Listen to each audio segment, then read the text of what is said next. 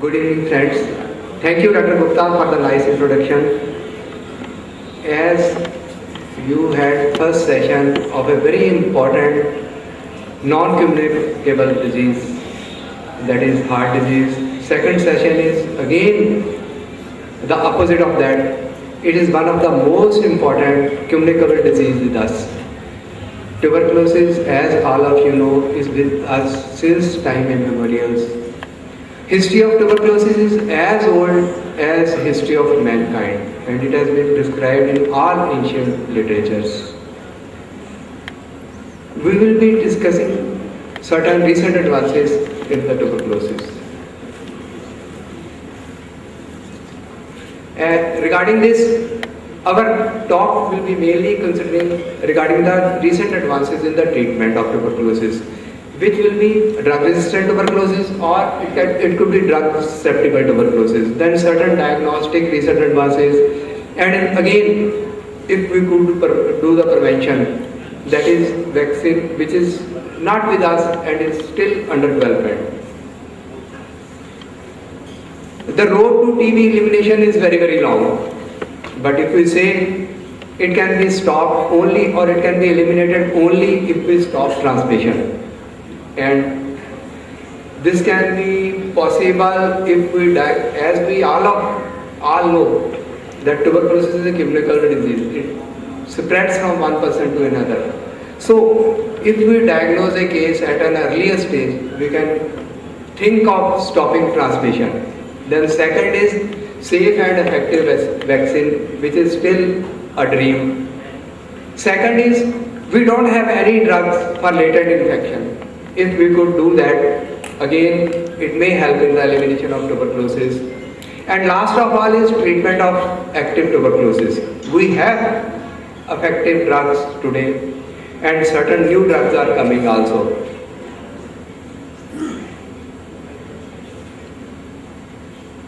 So we will be starting with the drug treatment. What are the advancements? Certain new drugs which are in the pipeline are bedaquiline and delanolin. What is bedaquiline? It's the first new anti-TB drug in over 40 years. It is approved by US FDA in December 2012 for the treatment of MDR tuberculosis in adults.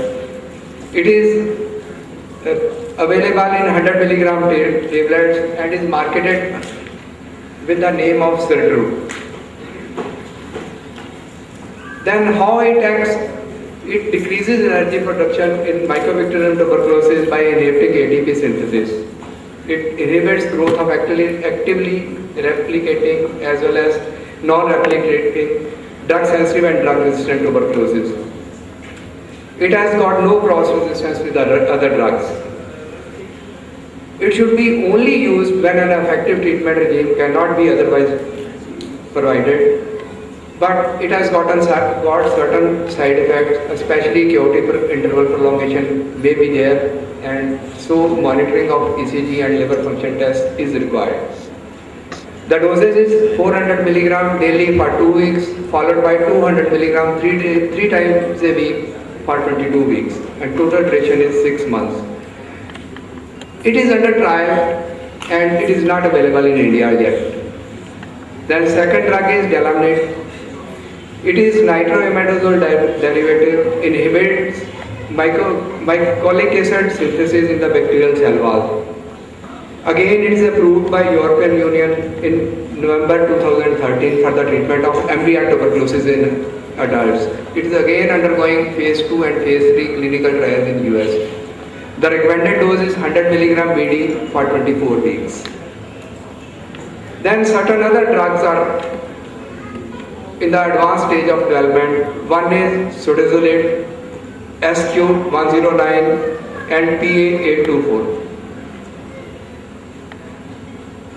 What is Sudezolate? It is a linezolate analog currently undergoing phase 2 clinical trial, acts by inhibiting bacterial protein synthesis. It has got better antimicrobial activity than linezolate in vitro and in mouse model of tuberculosis. better time-dependent killing of bacteria, improved safety profile compared to linezolid. Again, it has got early bactericidal activity. Addition to standard TB regime significantly improves efficacy. It has the potential to shorten the treatment duration. Does not interact with cytochrome P450 enzymes. Not likely to interact with most antiretrovirals. Good option for HIV patients with tuberculosis. Then another is SQ109. Again, it is currently undergoing phase 3 clinical trials with the treatment of MDR tuberculosis, and it is an analog of ethambutol. SQ109 is active against drug susceptible as well as multi-drug resistant strains of mycobacterium tuberculosis.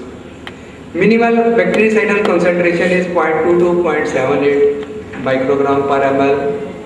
Early bactericidal action is there, and it has got synergistic action with ionized and rifampicin. Synergistic additive action with second line anti-TB drugs, and low bacterial mutation rate is there with this. Then another is PA824. Again, it is currently undergoing phase 2B and 3 trials. And we will not be going into the details of this. The safe, well-tolerated and efficacious dose is 100 to 200 milligram daily. It has got synergism with moxifloxacin and pyrazinamide. It has again the potential to shorten the treatment duration. Then another drug which is available with us is Rizorin. It is the outcome of joint research by CSIR Jammu and Kerala Pharmaceuticals. It is approved by Drug Controller General of India in 2009 for the treatment of drug-sensitive tuberculosis. We are using rifampicin for the last more than 40 years, but there are certain limitations. As all of you know, poor GI tolerance and hepatic tolerance is there. Low and variable bioavailability is there because of vomiting and nausea and so many side effects. Subtherapeutic serum rifampicin levels if absorption is not proper, and multiple adverse drug-to-drug interactions are there. If you compare rifampicin with Rizorin, the serum rifampicin levels, they are low, variable with rifampicin. With Rizorin, Rizorin is actually a low dose of rifampicin plus a 1 more molecule piperine has been added to it. Piperine increases the blood levels of rifampicin. So, high and sustained levels of rifampicin are there. Clinical efficacy, of course, with rifampicin, it is time tested, it is very high. Rizorin is at par with the standard regime. GI tolerance, poor, nausea, vomiting and diarrhea are very common. Rizorin GI tolerance is comparatively less. Risk of hepatitis, again it is more with rifampicin, less with Rizorin. Treatment adverse rate are low with rifampicin, and Rizorin it is high. So there are certain benefits of Rizorin. Low incidence of gastrointestinal adverse effects, minimize risk of drug-induced hepatitis, better tolerability and improved patient compliance. Benefits of improved adherence to treatment is there. That is why lower treatment failure rates, reduced relapse rates, minimize risk of development of drug resistance. It is a preferred choice in the treatment of drug susceptibility, pulmonary or extrapulmonary tuberculosis, particularly in conditions known to decrease rifampicin absorption. Patients who are not likely to tolerate our usual dose of rifampicin. Ideal switchover therapy for patients who develop intolerable GI side effects or hepatotoxicity with conventional doses of rifampicin. It's a useful option in patients at high risk of developing drug-induced hepatitis. For example, alcoholics, elderly, malnourished, hepatitis B or hepatitis C are extra patients. There are certain new regimes available with us. Our current regimes are 6 to 24 months, as all of you know. Short course chemotherapy is 6 months. With MDR tuberculosis, we are giving treatment for 24 months. With the newer treatments which are available, we will be discussing, it will be 4 months. But our vision is to decrease this as much as it can be. What are the objectives of new anti-TB regimes? Regimes to shorten duration of treatment to 4 months and evaluate new drug regimes, add new drugs to the standard regimes and study combination of new drugs.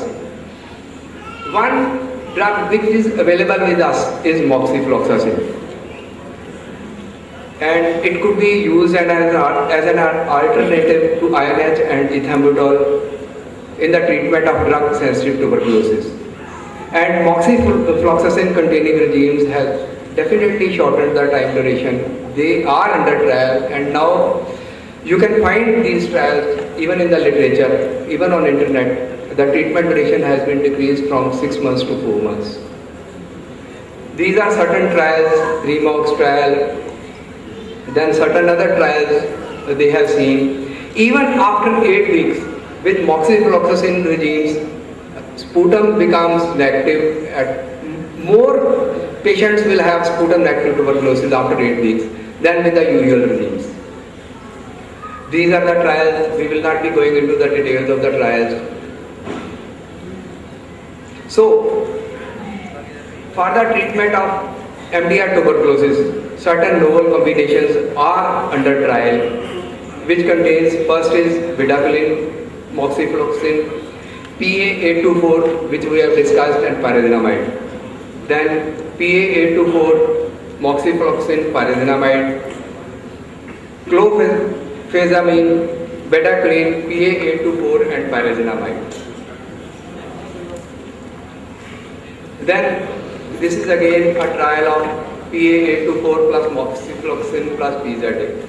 And we will not be going into the details of these trials. These are almost on the final stage. Phase 2-3 trials are going on. Again, these are the trials. Then we have discussed about the treatment of tuberculosis. What are the advances? Then what are the advancements in TB diagnostics? Again, in TB diagnostics, we have immune response with Mycobacterium tuberculosis. And for this, various tests have been formulated which are newer. First is WHO endorsed test. What are these? These are liquid culture which are available with us. For example, BACTEC or MGIT or Alert 3D. Then second is automated detection and MDR screening, gene expert device. This is available in many medical colleges, and actually it has, with this test, the diagnosis of MDR tuberculosis has become very easy. It is an automated test where sputum is put in, sputum or even any other fluid can be put in the cartridge, and the result is within 2 years. It will tell us whether the patient is having tuberculosis or not. That is whether sputum is positive for AFB or not. And secondly, whether patient is having resistant to tuberculosis or not. And within, previously it used to take 3 to 6 weeks or even more for the culture reports to come. Now with this, within 2 hours we will come to know that whether the patient is having drug-resistant tuberculosis or not. It is the first major breakthrough in the TB diagnostics since sputum smear microscopy. It is a rapid, fully automated nucleic acid amplification test. It provides simultaneous diagnosis of tuberculosis and genotype rifampicin resistance.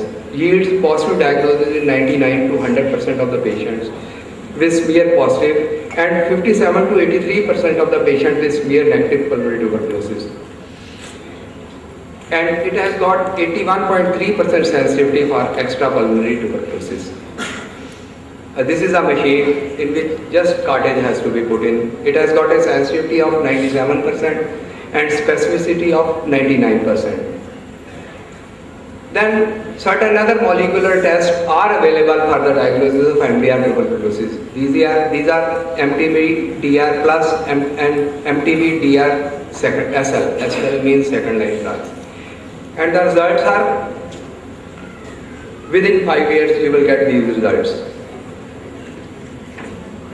There are certain benefits of MDR class can be performed from patient specimen from culture material, simultaneous detection of Mycobacterium tuberculosis complex and resistant to rifampicin and or INH. Result is within 5 years, allows early appropriate treatment, helps to reduce spread of MDR tuberculosis. Then a few words about interferon gamma release assay. It measures interferon gamma secreted by T cells. Two commercially available tests are there, quantiferon TB gold and T-spot tuberculosis test. It's a blood test. It measures cell-mediated immune response, that is interferon gamma using ELISA.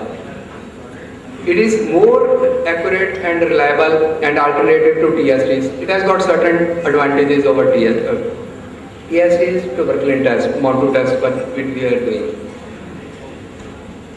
It is used to diagnose TB infection. But it again, like MONTU test, does not differentiate between active TB disease and latent TB infection. Again, it is unaffected by BCG vaccination. We know MONTU is affected by BCG vaccination, but this test is not affected by BCG vaccination. Then certain serological tests were available, but now WHO has already banned. These are not recommended by international guidelines and not used in developed countries. These were available, but these are no longer used these days. They do more harm than good. That is why Health Ministry and DCGI have banned import and sale of TB serological tests. Then certain tests, they are under development. And one most important test is breath analyzer screening test. It is called eNose. This device measures exhaled volatile organic compounds and result is within 10 minutes. It will tell you whether patient is having tuberculosis or not. It is useful for screening high risk groups. Then another is detection of LAM, lipoarabine in the urine in patients. A few words about the vaccine. New vaccines are urgently needed, but till date trials are going on various vaccines. They are in the advanced stages of development, but they are not available with us. So to conclude, we can only say, despite all advances, TB still remains a major challenge. Rapid diagnosis of tuberculosis is possible with gene expert, which is available in many government settings and even in private settings. MTB-DR plus and MTB-DR SL. Newer drugs have potential to improve outcome in MDR tuberculosis, but they are under development and they are still not available in our country.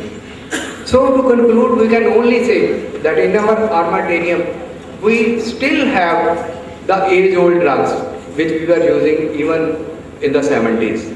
That is the short course chemotherapy. Of course, with few innovations, for example, the dose of rifampicin has been decreased. We didn't have much drugs available with us till now. But even if we use our older drugs, that is whatever short-term chemotherapy we had, with full determination and full motivation, we can still win the age-old battle against tuberculosis. Because those drugs are still effective. And if we give those drugs in a fresh case, we will get more than 90% of cure rate, even today in tuberculosis. But we do have a lot of hope that recent drugs will come and they will shorten the duration of tuberculosis. Thank you.